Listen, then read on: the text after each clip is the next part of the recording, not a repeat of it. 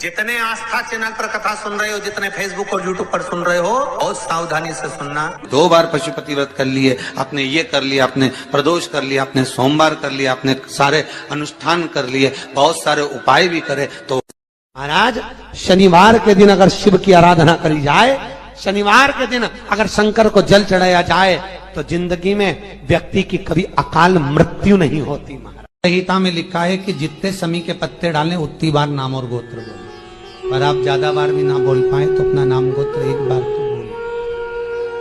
शमी के पत्र का जल शंकर भगवान को समर्पित करें, शिव पंचायत का दर्शन करते करते। एक पात्र रख लें, उस पात्र में उस जल को झेल लें, शमी के पत्ते आ जाएं तो आ जाएं, वो जल रख लें और उस जल को एक बोतल में भर लें।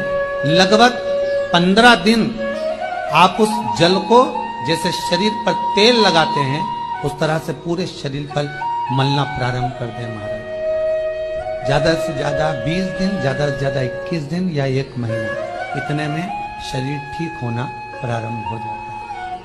कि आपके यहाँ अगर धन की कमी पड़ रही है, पैसा नहीं आ रहा, व्यापार नहीं चल रहा, दुकान नहीं चल रही, धंधा नहीं चल रहा, नौकरी नहीं लग रही, सर्विस नहीं लग रही, तो हमने बार बार आपको कहा है, कोई दुकान आप डाल रहे हो, नया व्यापार चालू कर रहे हो और लग रहा है कि चलेगा कि ना चलेगा। पहले भी मैंने 2-4 दुकान डालकर देख ली, नहीं चली, अब नया डाल रहा हूँ, कर्जा कर डाल रहा हूँ, पैसे लाकर डाल रहा हूँ, चलेगा नहीं चलेगा। आम के पत्ते की भस्म मिल जाए, स्वस्तिक का निर्माण कर दो, फिर आप अंदर कोई पूजन करो ना करो, आपने कोई अनुष्ठान करा ना करा, यज्ञ पूजन करी ना करी, अगर आप प्रवेश भी कर गए, इतना आपके पास धन नहीं था और आप प्रवेश भी कर गए, तो भी घाटे में नहीं जाओगे।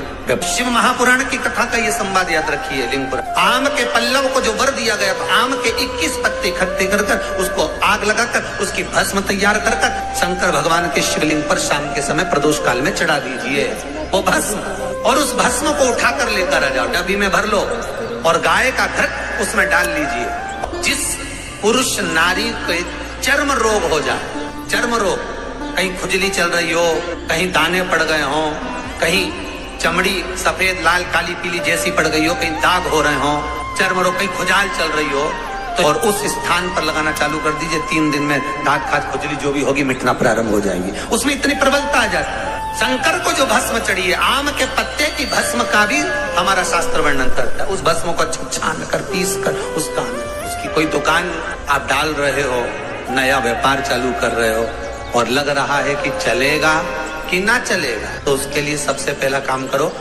कम से कम दुकान खोलने के 7 दिन पहले आम के पत्ते की बंदरवाल बांधो। दुकान का मुहूर्त होने के 7 दिन पहले आम के पत्ते की बंदरवाल बांधो, और कहीं आम के पत्ते की भस्म मिल जाए, वही भस्म जो आम के पत्ते 21 उठाए सूखे वाले, अलग से तोड़ के मत सुखाना, उसमें थोड़ा सा चंदन मिलाकर, और उसी से सम्मुख में जहां 7 दिन पहले तुमने बंदरबल बांधी है, दुकान खोलने वाले दिन उसी आम के पल्लव की भस्म जो शिव पर चढ़ी थी, उसी में चंदन मिला हुआ वो एक स्वस्तिक का निर्माण कर दो। फिर आप अंदर कोई पूजन करो ना करो, आपने कोई अनुष्ठान करा ना करा, यज्ञ पूजन करी ना करी, अगर आप प्रवेश भी कर गए, इतना आपके पास धन नहीं था और आप प्रवेश भी कर गए, तो भी घाटे में नहीं जाओगे, व्यापार उन्नति की ओर ही बढ़ेगा, व्यापार बढ़ेगा। उसमें आम के पल्लव में अगर कामदेव छुप कर भस्म होते हैं,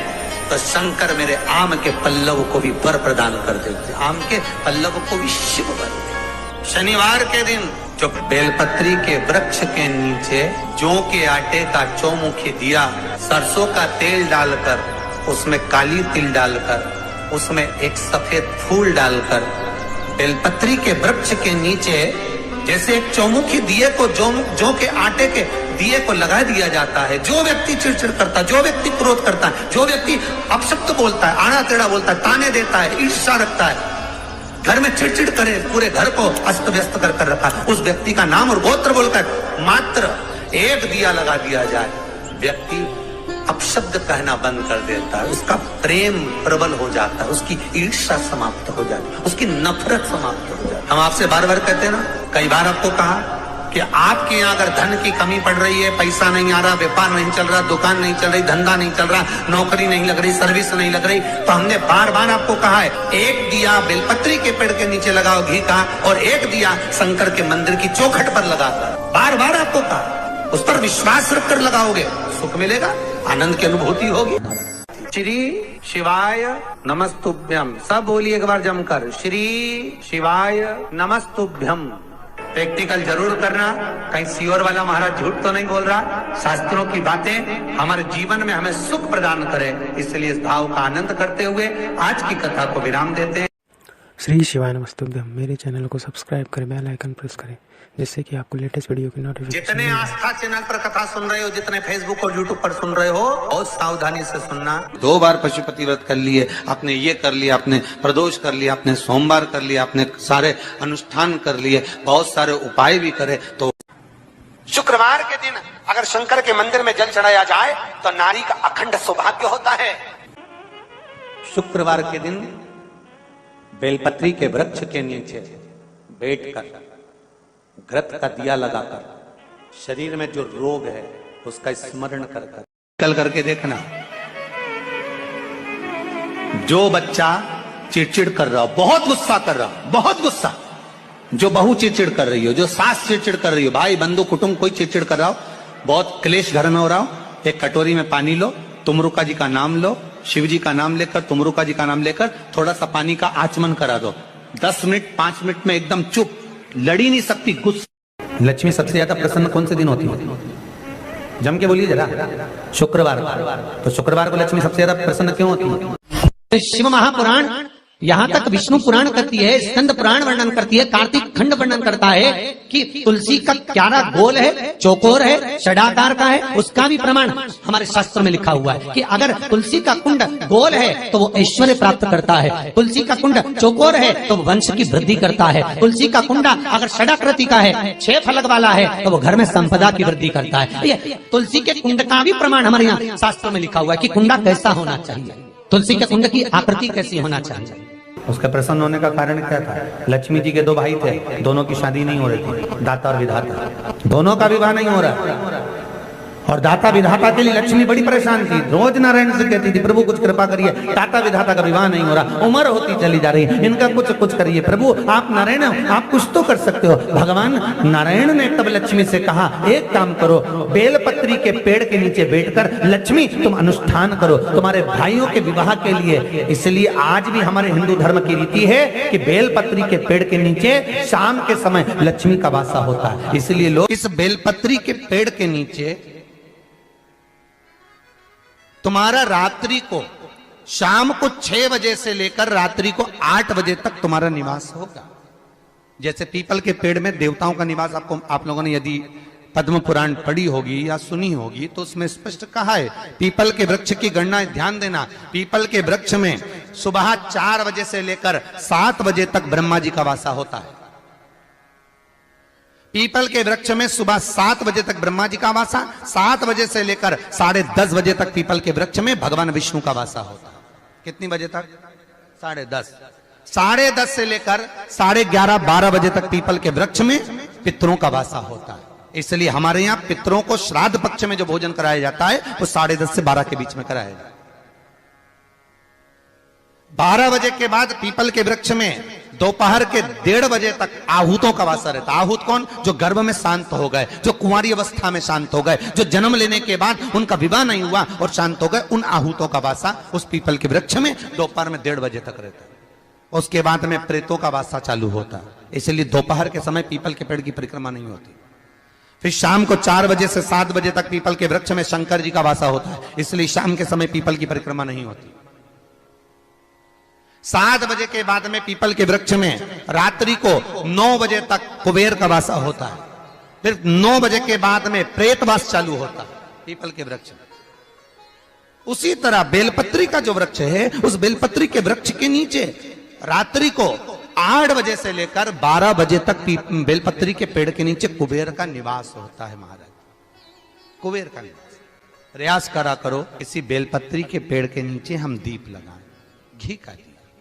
यदि संपदा की कमी हो तो, अगर भगवान ने खूब संपदा दी है तो भले मत लगाओ, कोई दिक्कत। महामृत्युंजय मंत्र का यदि आप जाप करते हो और आपको मालूम पड़ गया कि शरीर में मुझे ये रोग हो गया है, मुझे शुगर हो गया है, मुझे बीपी हो गया है, मेरा ब्लड प्रेशर ऊंचा नीचा रह रहा है, कोई भयंकर रोग, मेरे रिश्तेदार को कोई कैंसर जैसा रोग हो गया, किसी को कोई थायराइड हो गया, किसी को कोई किडनी और लीवर में सूजन हो गई, किसी को कहीं किडनी और लीवर में तकलीफ हो गई, तो शिव महापुराण की कथा कहती है, नवग्रह शिव महापुराण की कथा कहती है कि बेलपत्री के वृक्ष के नीचे महामृत्युंजय मंत्र का जाप जो शुक्रवार की शुक्रवार घी का दिया लगा कर करता है, उसके रोग बाबा देवाधिदेव महादेव समाप्त करते चले जाते हैं। ये संजीवनी मंत्र शुक्रवार के दिन भगवान शंकर को शुक्र को दिया था, इसलिए उसकी प्रणाम। शुक्रवार के दिन बेलपत्री के वृक्ष के नीचे बैठकर घृत का दिया लगाकर शरीर में जो रोग है उसका स्मरण कर कर शंकर जी से विनय कर कर, हे भोलेनाथ, आपने शुक्र देवता को संजीवनी मंत्र दिया है, तो क्या आप मेरे को वो मंत्र प्रदान नहीं करोगे? मेरे रोग, मेरी बीमारी, मेरे दुख को आप नहीं हरोगे? शिव से कहो, ये शरीर आपने दिया है और भजन करने के लिए दिया है, स्मरण करने के लिए दिया है, कीर्तन करने के लिए दिया है, तो संभालोगे भी आप। और बेलपत्री की ओर मुख कर कर घी का दिया लगाकर महामृत्युंजय मंत्र का स्मरण कर लेने पर धीरे धीरे धीरे धीरे धीरे धीरे वो रोग समाप्ति की ओर आता चले जाता है। अगर आप शंकर भगवान को एक लोटा पानी अगर शिव को समर्पित कर रहे हो, श्वेत पुष्प को रखकर शंकर जी के ऊपर सफेद फूल को चढ़ाकर अगर एक लोटा जल भी एक पात्र जल भी शंकर को समर्पित कर रहे हो, तो ये लक्ष्मी के लिए ही तो कर रहे हो। और कौन सी लक्ष्मी? पूर्ण लक्ष्मी, पूर्ण लक्ष्मी। आपको पहले भी कथा में कहा, एक बार भगवान विष्णु के सामने लक्ष्मी मैया ने बहुत तेज स्वर में कह दिया था, नारायण, दुनिया के लोग आपका नाम जपते हैं, दुनिया के लोग नारायण नारायण कहते हैं, दुनिया के लोग आपका भजन करते हैं, पर सत्य मायने में कहूं ना तो मेरे बिना दुनिया के लोगों की नहीं चल सकती, मेरे बिना दुनिया नहीं चल सकती, संसार मेरे बिना नहीं चल सकता। भगवान विष्णु ने कहा ये तो गलत है लक्ष्मी आपका कहना। एक दिन लक्ष्मी को अहंकार आ गया, अहंकार के संबोधन जब माता लक्ष्मी कहने लगी तो भगवान उसी समय पर भगवान विष्णु को क्रोध आ गया और भगवान विष्णु ने कह दिया, लक्ष्मी तू इतनी बड़ी बड़ी बात कहती है कि तेरे बिना नहीं रह सकती संसार? मैं तुझे कहता हूं लक्ष्मी, तू अपूर्ण है, तू अपूर्ण है, तू पूर्ण कब हो गई?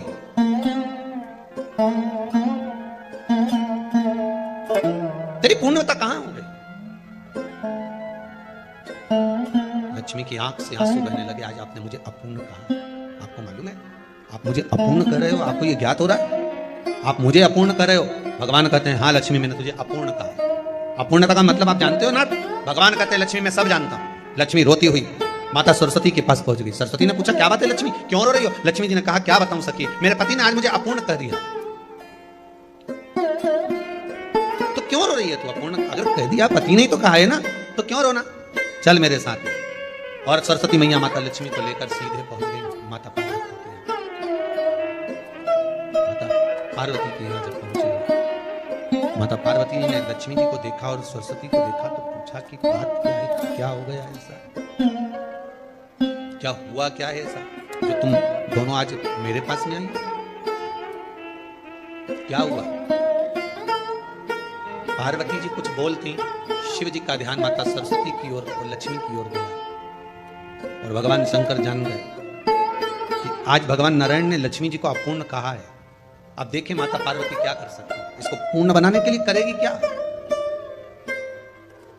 क्या हुआ? माता सरस्वती जी बोली लक्ष्मी को अपूर्ण कर दिया। अपूर्ण कर दिया? हाँ, तो क्या सोचना उसके लिए, इसको मैं अभी पूर्ण बना देती हूँ। माता जगतजननी पार्वती ने गोदी में विराजमान गणेश जी को उठाया और उठाकर लक्ष्मी जी की गोद में दे दिया। ले लक्ष्मी, आज से तो पूर्ण हो गई। लक्ष्मी आज से तो पूर्ण।